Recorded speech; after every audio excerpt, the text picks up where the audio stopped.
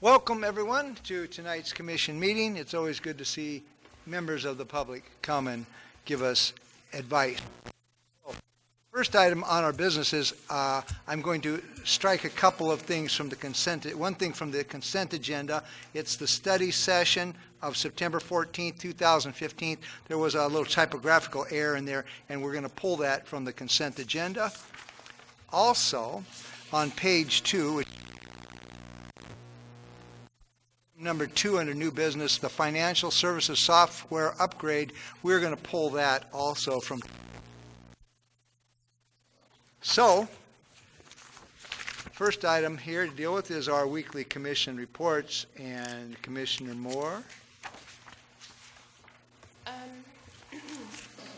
than my regular weekly meetings, I have a Mason Matters meeting on Thursday, and that's it. That's all. Yep. We're just doing some technical things up here, making sure we're all on. Yeah, this. Shall I say it again?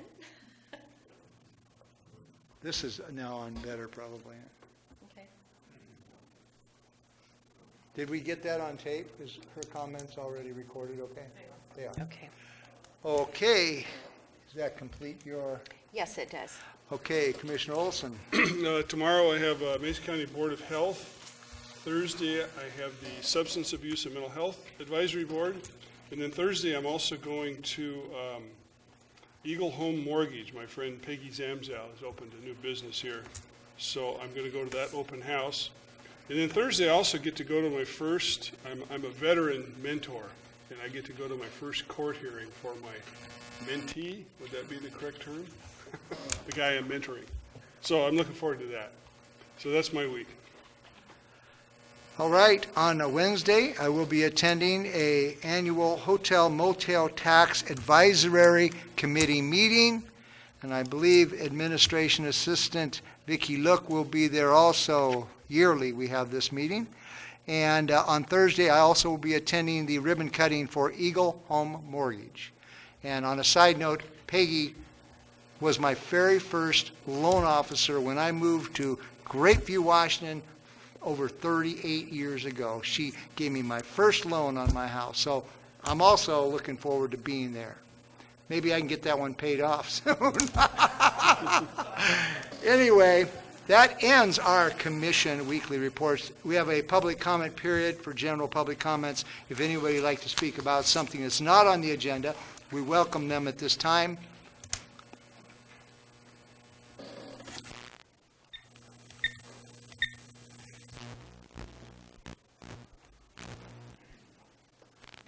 Okay, first we have Marilyn. Marilyn, welcome. Marilyn Vogler, 420 East Poplar. We have a new budget process aimed at increasing the participation of commissioners through an exercise in prioritizing items to be funded. People may not understand that this list of priorities is contingent upon there being extra dollars. And so since it doesn't look like there are going to be any this year, theoretically nothing on these priority lists will happen. Except that, along with having the commission set priorities, we've been told we're moving to an entrepreneurial model. This model says, among other things, to departments, you saved it, it's yours to spend. In saying this, it completely subverts the prioritization process, and unless they're careful, distracts commissioners from what they've said in the act of setting priorities is important. Example. Last week, you approved the purchase of a new administrative automobile. This automobile first appeared on the wish list, and after you had set priorities, it was item number 5 of 7 on the one-time priority list, not as important as some other things. Worse, and this shows my bias a bit, it was phrased, replace administrative car with a used car for $12,000. But the department, laudably, had increased efficiencies, saved dollars, and so had money left over. The commission was asked for and approved permission to purchase a new vehicle for $19,000 to $24,000, twice the amount. $24,000 could have covered 2 items ahead of the car on the one-time priority list, not one or the other, but both. It would almost have covered a year's expense for temporarily making the community service officer a full-time position, which was number 2 on the ongoing list, but we have instead a new vehicle. The budgeting process shouldn't encourage departments that rely on general funds to think that they have their money to spend. It's the taxpayers' money allocated at the beginning of a year based on estimates of what will be needed. If those estimates prove too high, the extra dollars should be reallocated for critical needs based on a rigorous process of priority setting. The departments of our city government aren't separate entrepreneurial units that can survive or not survive independent of one another like small businesses. They are interdependent parts of a city which has to survive as a whole. The processes we put in place should encourage and support us in pursuing common goals. The entrepreneurial model does not.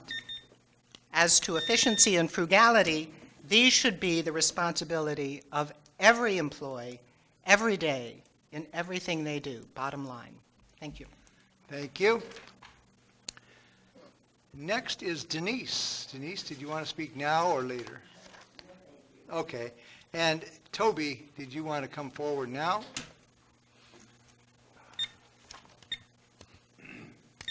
Toby Kevin, 709 Terrace View Drive.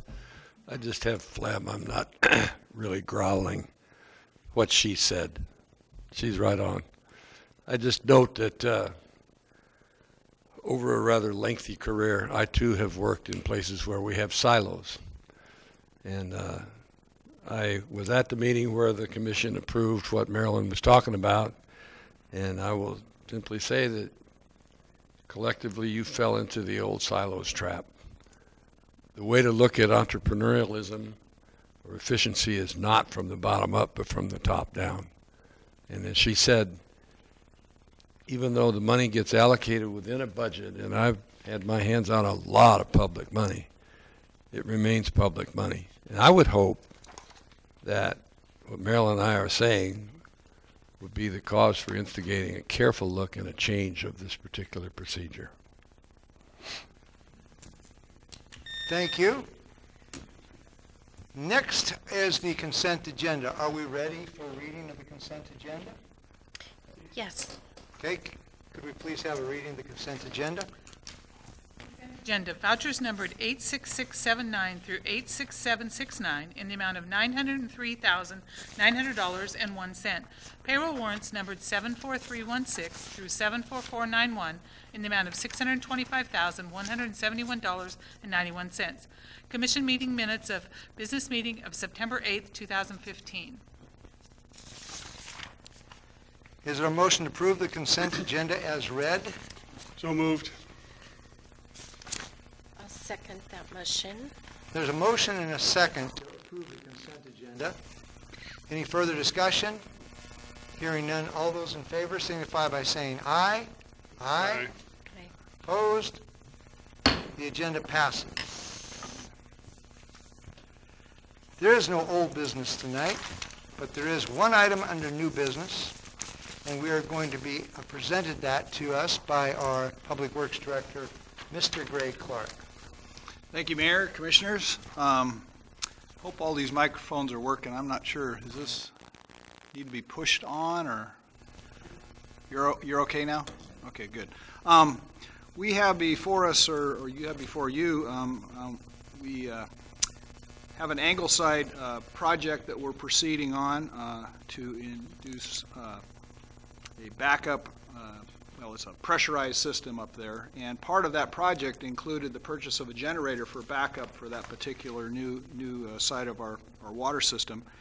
And when the design went forward, the intent was to size a generator adequate to run certainly Angleside's new booster pump station, but also to, in an emergency, be able to use elsewhere. Well, when the consultants did the sizing of the generator and the specs, they sized it for just Angleside. And unfortunately, that's the way it went out, and that's the generator they provided.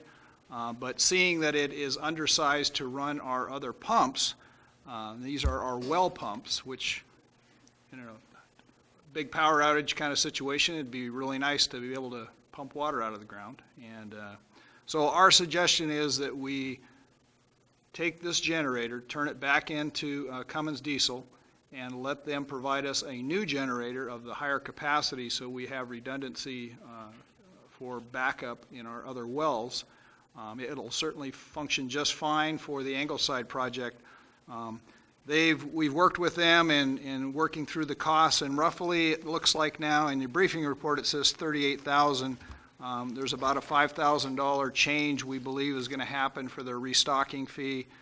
So for around $33,000 we can get a generator that not only will work for Angleside, but will provide that backup for our other pumps should they go down in a power outage, which depending on the time of year could be pretty critical. So our recommendation is to allow us to move forward with purchasing the larger generator. This is a trailered type of generator, so we can move it wherever we need it.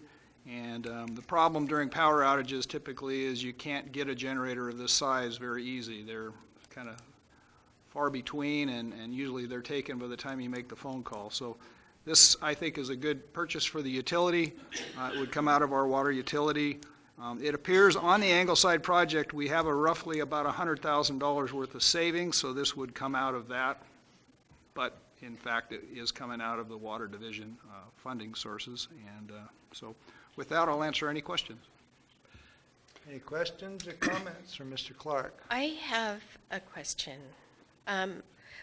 Looking at the wording here, it says that we have received a verbal agreement for an approximate $5,000 reduction in the standard 15% restocking fee. So does that mean it's $5,000 off of the 15%, or does that mean it's a $5,000 is what we have to pay?